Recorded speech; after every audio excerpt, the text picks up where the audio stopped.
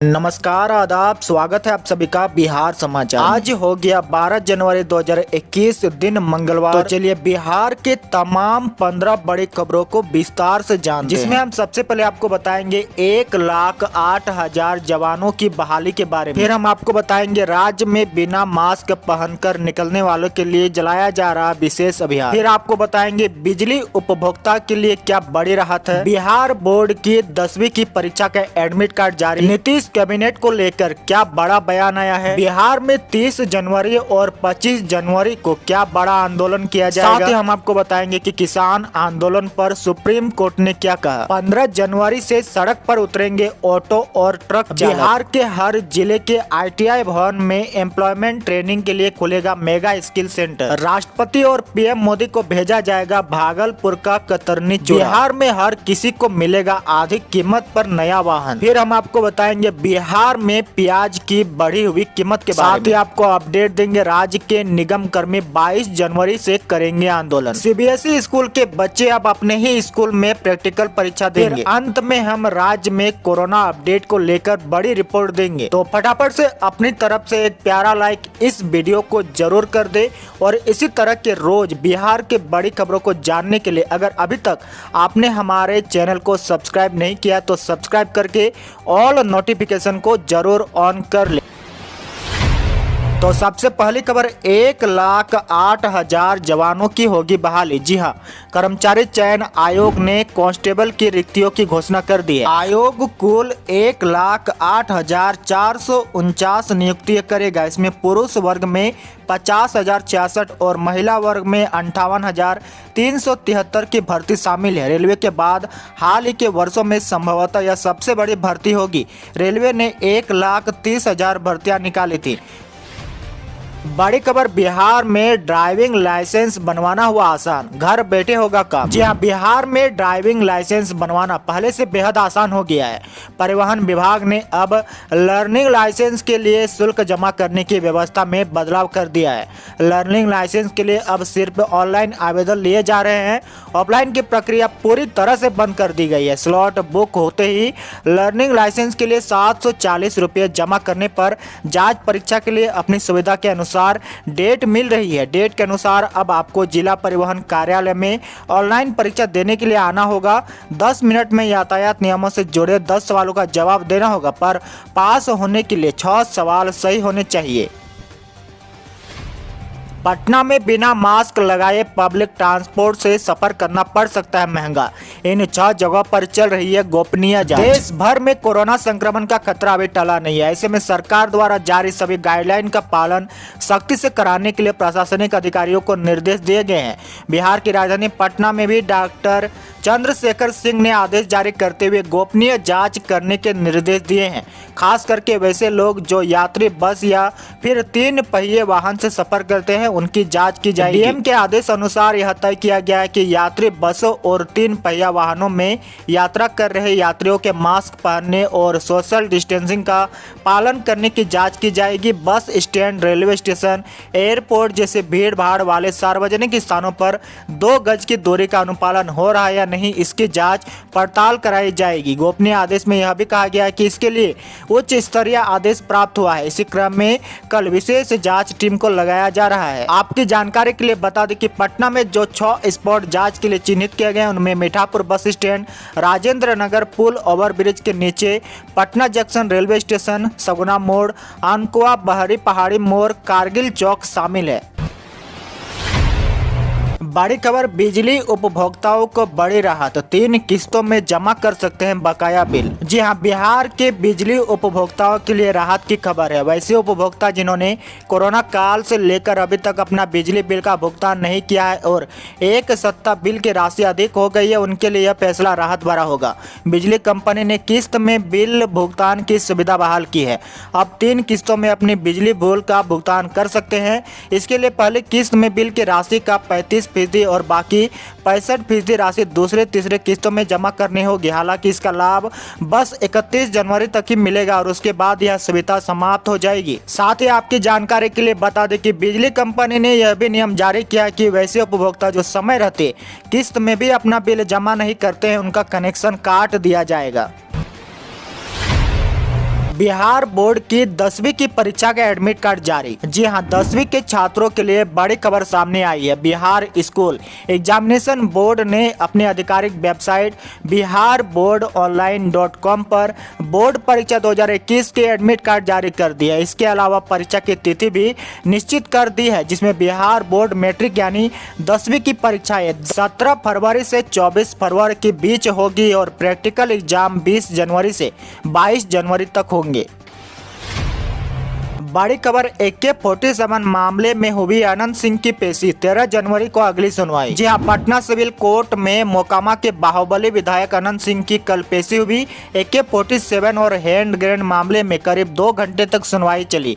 कल कोर्ट में अनंत सिंह सहित 2 सिपाहियों की गवाही भी ADJ ब्रजेश कुमार के न्यायालय में दर्ज की गई। इस मामले में अगली सुनवाई 13 जनवरी को होगी। जानकारी के अनुसार जब अनंत सिंह कोर्ट पहुंचे तो सबसे पहले उन्होंने अपने समर्थकों का हालचाल जाना और उनका अभिवादन स्वीकार किया। इसके बाद करीब 2 घंटे तक पटना सिविल कोर्ट के ADJ ब्रजेश कुमार की कोर्ट में सुनवाई चली।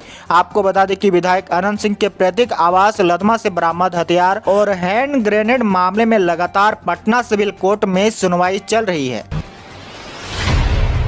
नीतीश कैबिनेट में नहीं चलेगा 50-50 का फॉर्मूला, RCP सिंह ने खुद साफ कर दी तस्वीर। मकर संक्रांति के साथ खरवास का महीना खत्म होने वाला है, लेकिन अब तक बिहार में मंत्रिमंडल विस्तार को लेकर कोई सुगबुगाहट नहीं दिख रही है। मुख्यमंत्री नीतीश कुमार के कई दफे सार्वजनिक तौर पर कह चुके हैं कि बीजेपी की दिलचस्पी नहीं होने के कारण कैबिनेट विस्तार में देरी हो रही है, लेकिन अब JDU के राष्ट्रीय अध्यक्ष RCP सिंह ने जो बड़ा बयान दिया है उसके बाद यह साफ हो गया है कि नीतीश कैबिनेट में 50-50 का फॉर्मूला नहीं चलेगा। लगातार चर्चा हो रही थी कि JDU कैबिनेट में 50-50 का फॉर्मूला चाहती है, लेकिन JDU के राष्ट्रीय अध्यक्ष ने जो खुलासा किया है उसके बाद यह साफ हो गया है कि बीजेपी JDU से ज्यादा हिस्सेदारी कैबिनेट में रखेगी।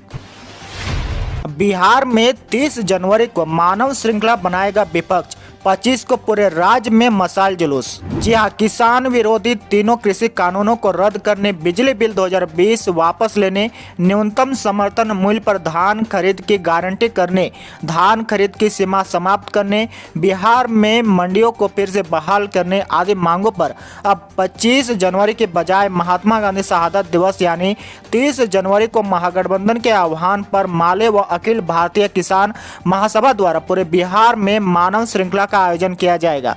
माले नेताओं ने यह भी कहा कि अब 25 जनवरी को यानी गणतंत्र दिवस की पूर्व संध्या पर पूरे राज्य में 26 जनवरी को आहूत किसान परेड के समर्थन में मशाल जुलूस का आयोजन भाकपा माले व किसान महासभा के बैनर से किया जाएगा। साथ ही कहा गया है कि चट्टी बाजारों व गाँवों में सभाएं आयोजित कर इन कानूनों की असलियत आम लोगों के बीच रखी जाएगी।